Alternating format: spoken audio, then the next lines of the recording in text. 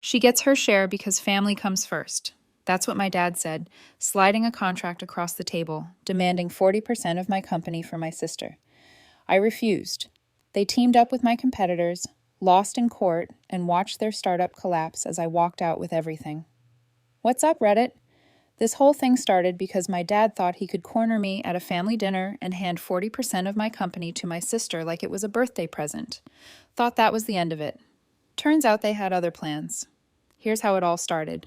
I grew up in a house where my last name was supposed to mean something. Mercer. Around town, people used to connect it to my dad's freight business, Mercer Hauling. Back in the day, he ran half the regional shipping out of the state. But growing up, it was obvious there were favorites in the family. Laura, my younger sister, was always the star child. My dad, Richard, treated her like she could do no wrong. Dance classes, private school, her first car at 16. It all came easy. I wasn't jealous back then. I was busy working part-time jobs, fixing up junk cars, saving money because I knew if I wanted anything, I'd be on my own. Diana, my stepmom, ran a small portfolio of lifestyle businesses. Enough staff to act like a CEO. Enough distance to dodge the mess when things went sideways. By my 20s, Mercer Hauling was circling the drain. Bad loans, frozen trucks, contracts falling apart. Richard pretended it was fine. Laura was in California playing influencer, burning money. I was learning automation, drone tech, lining up real contracts. 3 years ago, Mercer Hauling hit bottom. Richard came to me, banks closing in. I bailed him out with my personal funds. The deal, I save him. Ironclad stays mine, full control. He signed, notarized, no hesitation.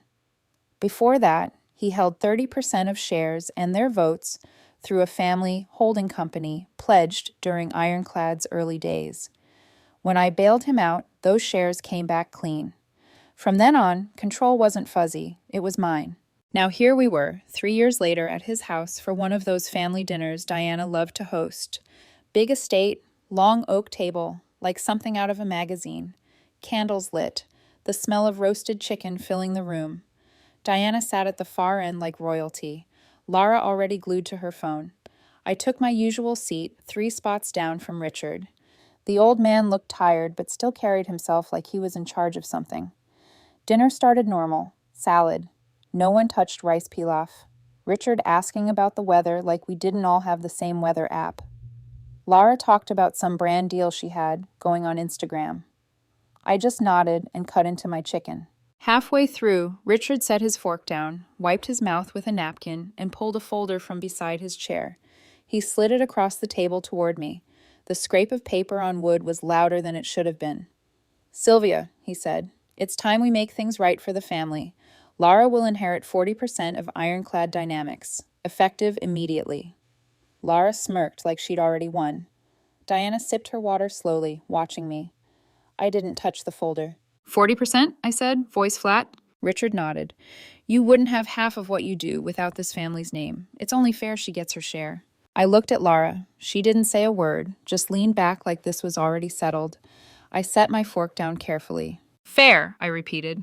Then I reached into my bag, pulled out a thicker black folder. Mine wasn't new. Corners bent from being opened too many times. I flipped it open, found the page I wanted, and slid a copy across the table toward him. Page 9, I said. Richard frowned, but pulled it closer. He adjusted his glasses, started reading. The room went quiet. His fork slipped off his plate and hit the floor. Lara leaned over, trying to read it too. Diana finally broke the silence. What is this, Sylvia? I kept my eyes on Richard. 3 years ago, when Mercer Hauling was weeks from bankruptcy, you came to me. I cleared the debts. You signed the release that reassigned the 30% voting block you controlled through the family holding company, plus the covenant that bars any transfers without my approval. Your signature, witnesses, notarized. Richard flipped through the pages like something would change if he looked hard enough. It wouldn't. Laura crossed her arms. Dad, she tricked you.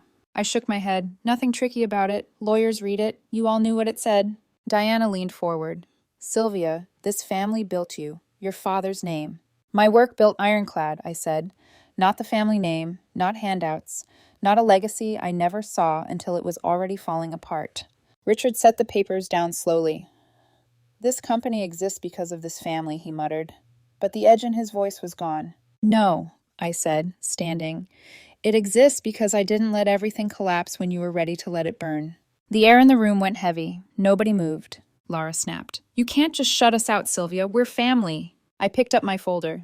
Family doesn't spring contracts over dinner. Diana's voice sharpened. Where are you going? Back to work, I said. The place that actually pays for all this. Richard opened his mouth, closed it again. I left the house without looking back. The contract stayed on the table. So did the silence. Page 9 said everything for me. On the next morning, I woke up to 10 missed calls and 24 texts before the sun was even up. Most were from people I barely talked to anymore. Old friends, a couple college buddies, some extended relatives I hadn't heard from in years. The first message I read was from Tessa, my assistant. Turn on channel 6. Now. I did. On the screen, sitting under perfect lighting, was my stepmother, Diana, with Laura right next to her. Both of them looked like they were about to accept humanitarian awards instead of throwing me under the bus. My husband was under tremendous stress at the time, Diana was saying, voice calm, but with that fake sadness she was so good at. He didn't understand what he was signing. Sylvia presented documents in the middle of a crisis. We thought it was help. It turned out to be a trap. Laura jumped in right on cue. She manipulated Dad when he was vulnerable. Now she's cutting her own family out of the company like we're strangers. She even dabbed her eye like she was about to cry. The banner at the bottom of the screen read, Mercer Family Rift. Daughter accused of forcing father out of company. I muted the TV before the reporter could start fishing for more drama. By the time I got to the office downtown, the lobby was buzzing. Reporters weren't there yet, but they would be. A few employees were clustered around phones, looking uneasy. Investors had already started calling Tessa, asking if operations were stable. That was code for, is this about to tank the company? I walked straight into my office. Tessa was waiting, tablet in hand, hair pulled back like she'd been up for hours already. They hit every morning show, she said without looking up from the screen. Diana told the Herald, you tricked Richard into signing over Ironclad while he was mentally exhausted. Laura says you're trying to destroy the family legacy. I sat down. And investors? Half want reassurance. The other half want to know if you're getting sued. She finally looked at me. You need to get in front of this today. I nodded once. Set it up. Press conference? Yeah, noon. Keep it simple. Facts only. She was already typing before I finished talking. While she handled logistics, I pulled the original documents from the safe in my office. Not copies, originals. Contracts with Richard's full signature, dated and notarized. Bank transfer receipts from the bailout 3 years ago. Even the emails where he thanked me for keeping the family out of bankruptcy court. Every page stamped, filed, and beyond dispute. By 10, the story was everywhere. Blogs, local, national, framed like I'd stolen the company in the dead of night. Laura had given a quote to one site saying I betrayed Dad's trust for personal gain. That one stung, but I didn't respond. Not yet. Around 11, David, my boyfriend, called. Sylvia, he started carefully. I didn't want to do this over the phone, but I think I need some space. I closed my eyes for a second. Because of the news? Because of all of it, he said. My parents called me this morning asking what kind of person you really are. My boss cornered me at work like I'm supposed to have answers. I can't handle the spotlight. I didn't argue. Couldn't. I get it, I said finally. I just need time, he added, softer this time. Take it, I told him. Then I hung up before the silence dragged on too long. Tessa poked her head in a minute later. You good? Yeah, I lied. We ready? Reporters are already gathering downstairs. At noon sharp, I stepped into the lobby. Cameras clicked instantly, voices shouting questions before I even reached the podium. Ms. Mercer, did you manipulate your father? Is the company being taken from your family? I held up a hand. They quieted just enough. I've seen the interviews this morning, I said, voice steady. And since private matters have now been made public, I'm going to set the record straight. I placed the folder on the podium and opened it so the cameras could see the pages. 3 years ago, when Richard Mercer's personal debts threatened to wipe out everything he owned, including this company's early assets, I stepped in with my money, my contracts, my risk. In return, Richard signed this. I held up the agreement. This is the reallocation of voting control from the family holding company back to me, together with a no transfer covenant. Signed, witnessed, notarized, filed. Flashes popped from cameras. This was no trick, I continued. It was the only reason the family kept the house they live in now, the only reason Mercer Hauling didn't go to auction. Every signature here was voluntary, every term reviewed. I let that sit for a second before finishing. Anyone claiming otherwise is free to read the same documents you're looking at now. I closed the folder. That's all for today. Reporters shouted more questions as I walked off, but I didn't stop. Back upstairs, Tessa was waiting by the elevator. You just poured gasoline on it, she said. Good, I replied. Let it burn if it has to. At least the truth's in writing. By Monday morning, the press conference had calmed investors for all of 24 hours. Then, Skyreach Robotics announced something that made my stomach drop. They posted a flashy promo video for a new drone system called Talon H. Same cargo capacity specs as ours. Same weatherproof design. Even the modular battery swap tech we'd been testing in-house was right there in their marketing slides like they invented it. Tessa called me the second she saw it. Sylvia, these numbers, they're ours, she said, voice tight. Exact specs from last month's engineering review. I opened the slides she sent over. She wasn't exaggerating. The lift and endurance numbers matched our internal rounding signature. 2 decimal truncation on lift, 3 on endurance. Exactly how we format engineering reviews. Who had access to the review files? I asked. Engineering leads? Me, you, legal counsel for the patents. Legal counsel? My jaw tightened. Harlow? Yeah, she said. Why? I didn't answer right away. Martin Harlow had been my dad's attorney for 20 years, handled everything from property taxes to business permits. After I started Ironclad, he handled some early filings before we moved to a bigger firm. The guy knew the family inside out, and 3 weeks ago, I'd given him access to the prototype specs for an intellectual property insurance policy he said we needed. Our broker required counsel to validate the covered IP schedule, so we granted time-boxed read-only access. Get it on the line, I told Tessa. I want a full access log for the review files.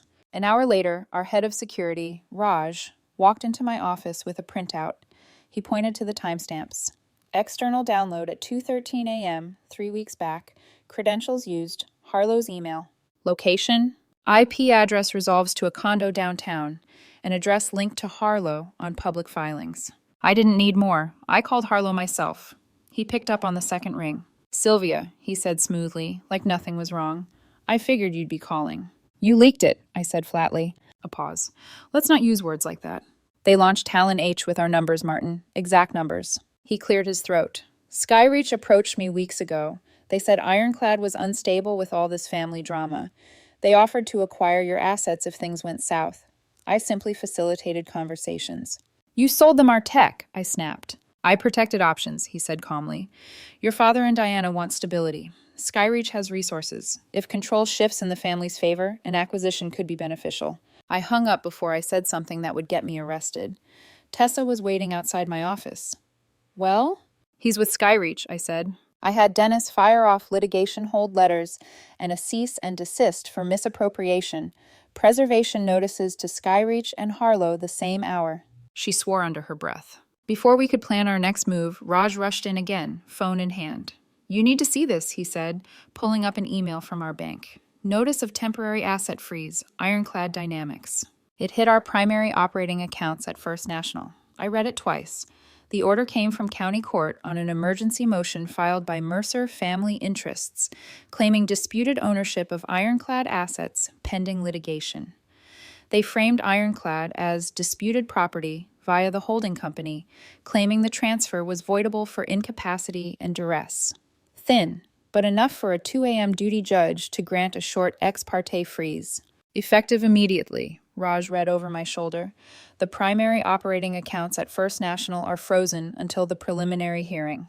Payroll, vendor payments, fuel contracts, everything tied to First National. A small contingency reserve at Ridgeview wasn't named in the order. 3 days of fuel and maintenance, then we were dry. Who filed it? I asked. Raj pointed to the signature line. Attorney of record, Martin Harlow. Tessa looked ready to break something. He didn't waste time. The timing was perfect for them. Payroll was due Friday. We had supplier invoices hitting tomorrow. Freeze the accounts long enough. Contractors walk off, projects stall, investors panic. Skyreach swoops in, offering stability. I called our corporate attorney, Dennis Wu. He picked up on the first ring. We saw the filing, he said immediately. Total overreach. They're arguing the transfer of ownership to you is under dispute because Richard claims he didn't understand what he signed. He understood, I said. Doesn't matter. All they need is a judge willing to grant a temporary freeze until a hearing. It buys them time. How soon can we get it lifted? Earliest hearing is Thursday. Until then, accounts stay locked. Harlow posted a token bond and caught a lenient duty judge overnight. Thin affidavit. Big impact. Classic ex parte maneuver. I hung up, feeling the walls closing in. Tessa pulled up a spreadsheet on the conference room screen. We've got enough in the Ridgeview contingency reserve to keep fuel and maintenance running for 3 days. After that, deliveries stop.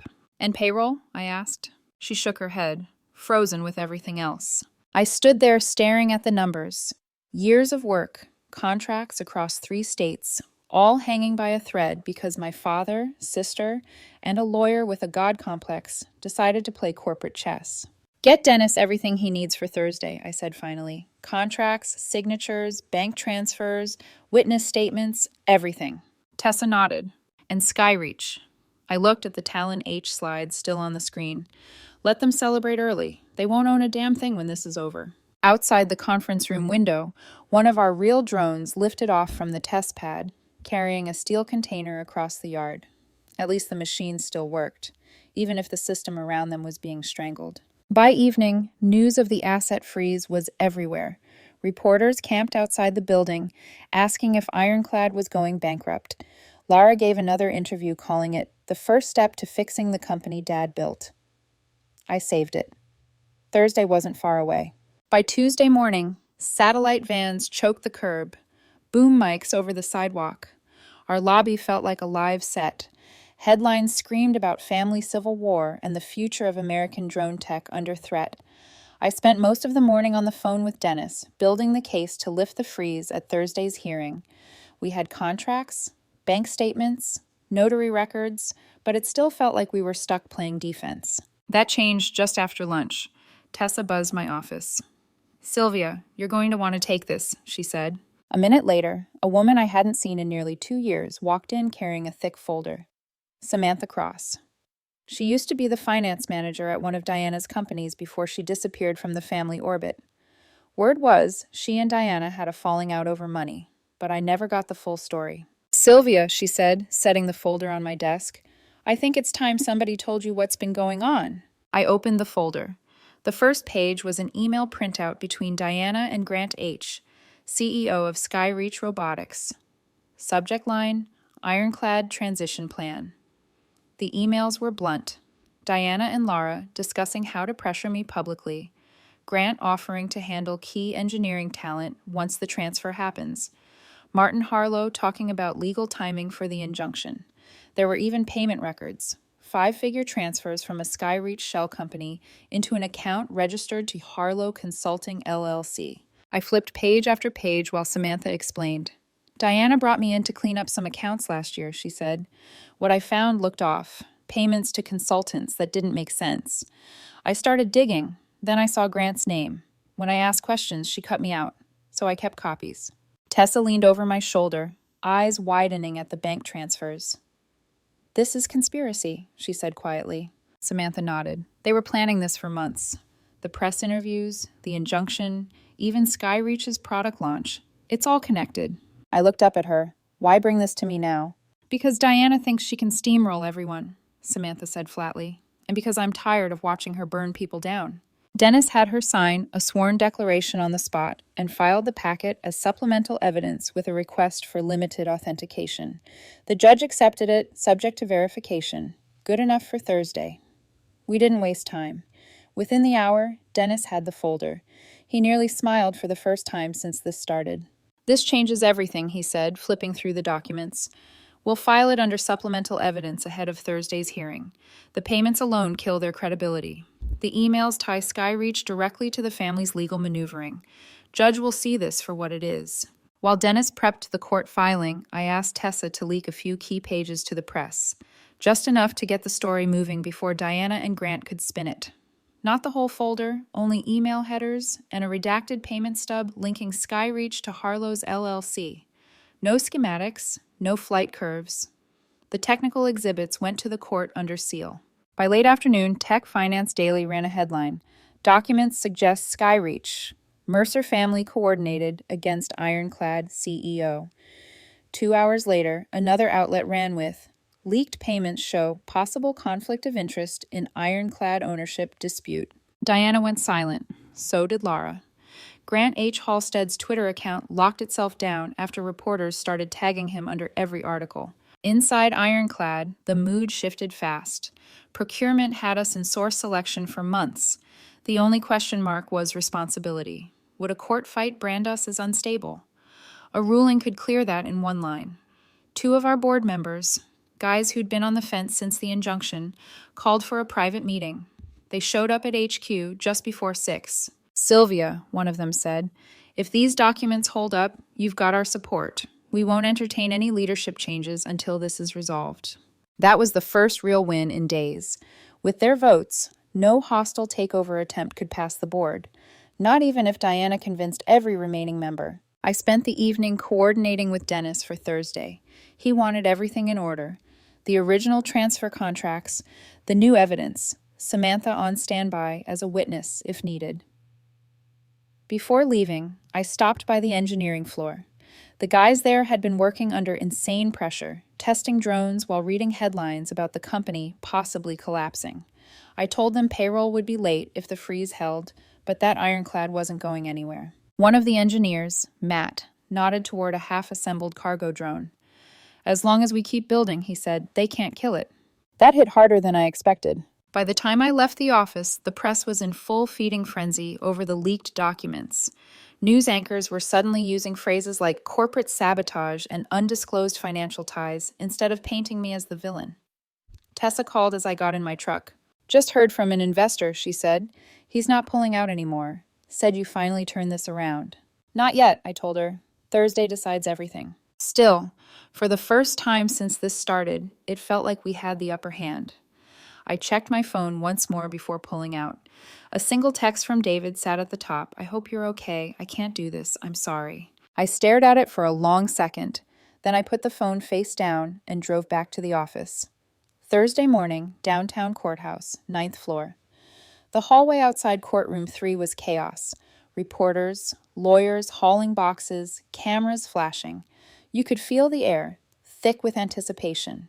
Every headline for the past week had boiled down to this hearing. I walked in with Dennis Wu, our lead attorney, and 2 paralegals hauling binders stacked high with evidence. Tessa trailed behind, already fielding calls from our PR team, whispering updates into her headset. At the other end of the hall, Diana stood beside Laura like they were attending a gala instead of a hearing. Perfectly tailored suits, polished smiles ready for the press. And behind them, Martin Harlow flipped through his notes, pretending he wasn't the reason we were all here.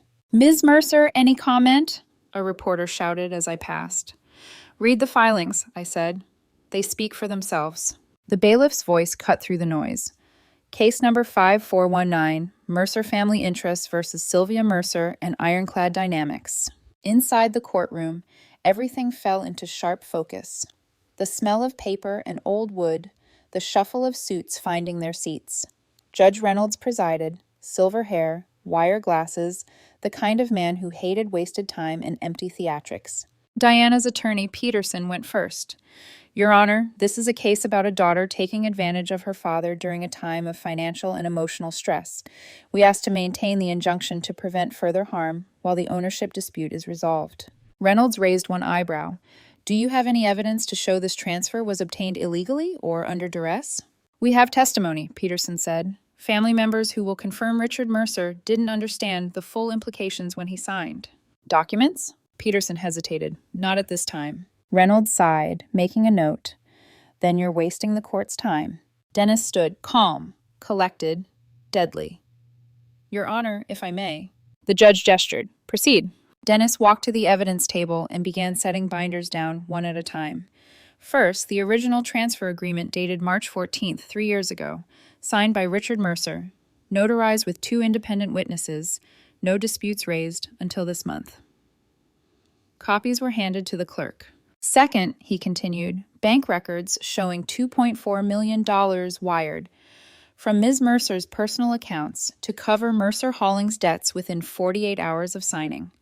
Without those funds, the company and multiple family properties would have been seized by creditors. Third, he said, holding up another folder, emails between Richard and Sylvia Mercer following the bailout, thanking her for the assistance and explicitly acknowledging the transfer terms, dated weeks and months after signing. Not a single mention of confusion or coercion. The judge flipped through several pages, scanning quietly. Dennis reached for the final binder. And finally, recent evidence showing the plaintiffs coordinated with Skyreach Robotics and attorney Martin Harlow to time this injunction with a competing product launch. He handed over bank records and emails. Payments from Skyreach to Harlow Consulting are documented here. These funds were never disclosed to the court until our team obtained them from a whistleblower inside Diana Mercer's company. The judge looked at Peterson. Do you contest any of these documents? Peterson cleared his throat. We have not reviewed them in full. Reynolds closed the binder. Then why exactly am I maintaining a freeze on this company's accounts if you have no evidence beyond accusations? Peterson opened his mouth, but the judge held up a hand. This court deals in facts, counselor, not family drama for evening news ratings. He turned to Dennis. All accounts frozen under the previous order will be released immediately. This injunction should never have been granted on such a flimsy record. Diana stiffened. Laura looked like she might scream, but didn't dare. The judge wasn't done. Furthermore, based on the evidence presented regarding coordination with Skyreach Robotics, the plaintiffs would be wise to consider their exposure before pursuing additional claims. I will not have this courtroom used as a pawn in corporate games. Peterson sat down, defeated.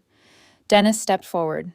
Your Honor, we request formal entry into the record-clearing, ironclad dynamics of any ownership disputes unless new credible evidence emerges.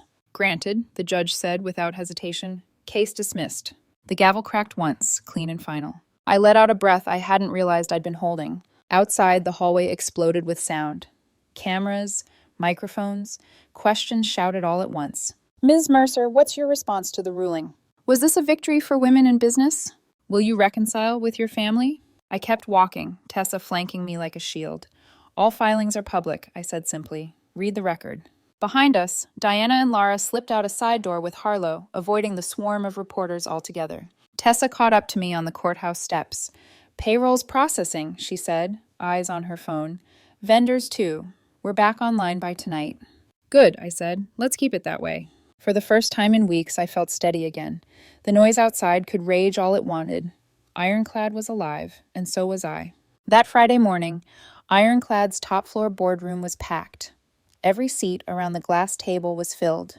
Board members, lawyers, senior executives. I still controlled the voting shares that mattered, but the board held a 7.3 supermajority clause that could remove a CEO for cause. Diana's plan was simple. Manufacture cause, peel off a few independents, and make me the problem. The view behind them stretched out over the city, but nobody looked. They were watching me. Watching the papers Diana's attorney had dropped in front of Frank Alden, the chairman. Diana sat near the center, posture perfect, Laura at her side, smug as ever. Grant Halstead from Skyreach wasn't there, but his fingerprints were all over this. The transition plan in front of the board spelled it out. Remove me, bring in an interim team, then evaluate strategic partnerships. Translation: hand the company to Skyreach once I was out of the way. Frank cleared his throat. We're here to consider a motion under Bylaw Section 7.3 to remove Ms. Mercer as CEO for cause, effective immediately. Diana's lawyer stood. This company has been damaged by public disputes and leadership uncertainty. Our proposal ensures stability and opens the door to new opportunities. I leaned back in my chair, arms crossed, silent. Frank scanned the table. Discussion before we vote? Patel, one of the independent board members, adjusted his glasses.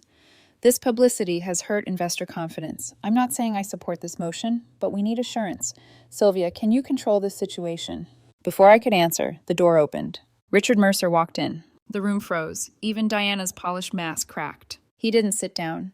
He walked right over to me, pulled a thick envelope from his jacket, and set it on the table. You're going to want this, he said quietly. I opened it. Printed emails.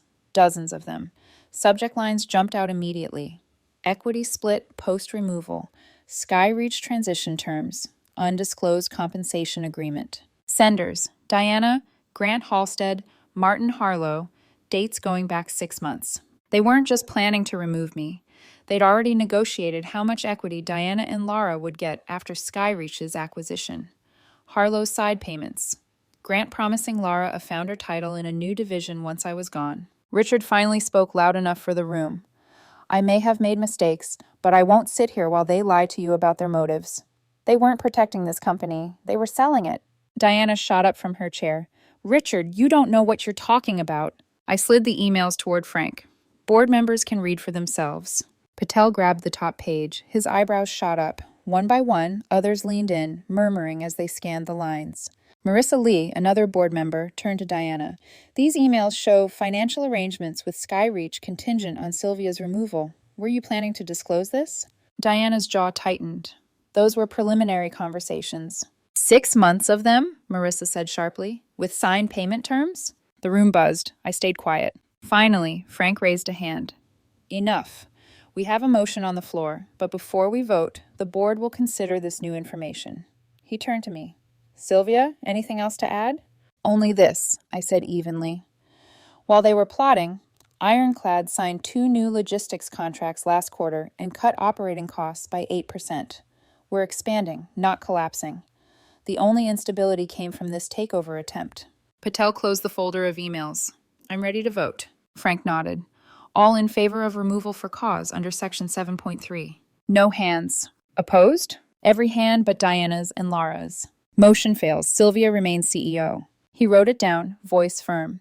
Furthermore, this board will open an internal investigation into any undisclosed agreements involving company assets. Diana's chair screeched as she stood.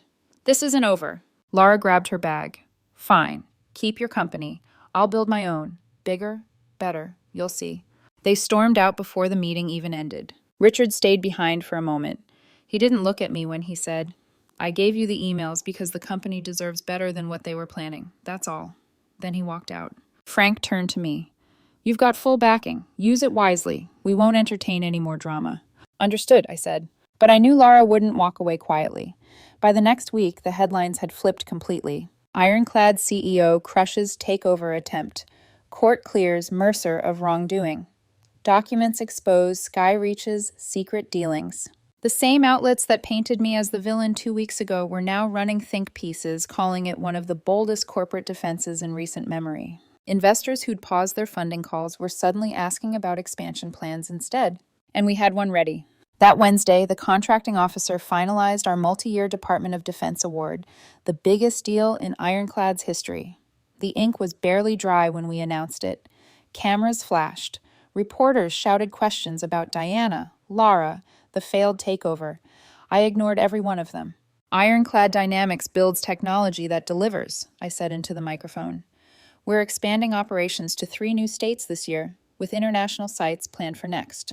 Applause, camera clicks, the usual media hum. But when I stepped away from the podium, the high didn't follow me. Outside the cameras, the applause didn't mean peace. It never did. David had stopped returning my calls.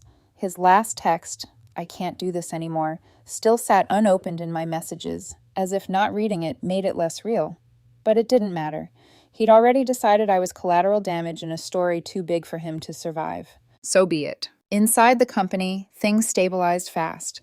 Payroll caught up within 24 hours of the injunction being lifted. Vendors who'd been wary during the freeze signed new deals. A few even sent congratulatory notes. Glad to see you back in control. 2 of the board members who'd hesitated before the vote stopped by my office. Both said the same thing in different words. We were wrong about you. I didn't need the apology, but it was nice to hear. Richard called that Friday. I'm retiring, he said simply. Selling what's left of Mercer Hauling. There was no apology, no reflection, just fatigue. I could hear it in his voice, the kind that settles into someone who's finally realized their own empire won't come back. I'll stay out of your way, he added.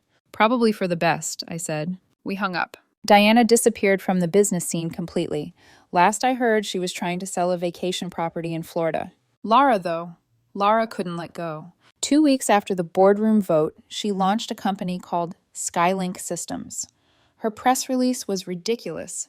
A new generation of aerial logistics, powered by innovation and integrity. The words made my stomach turn. Within days, Skylink's social media pages were full of glossy photos.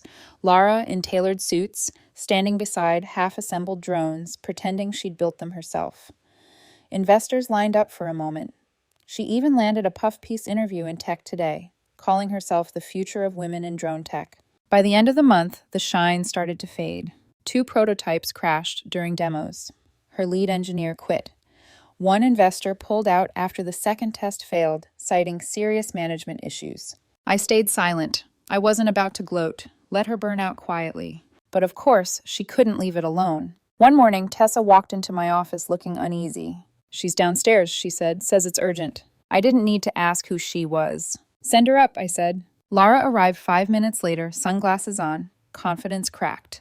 "Congrats on the big contract," she said, voice sharp as glass. "Must feel nice getting everything handed to you." "Handed?" I repeated. That's an interesting word for the woman who tried to steal what she didn't build. She crossed her arms. "You used Dad's name to get your first contracts, and now you act like you did it all alone." "I used his name to get meetings," I said. "Then I kept those meetings because of results. That's the difference between us." Her jaw tightened. "Skylink's going to crush Ironclad. Investors believe in me." 2 drones crashed this week," I said. "Your engineer walked out and took half your code base.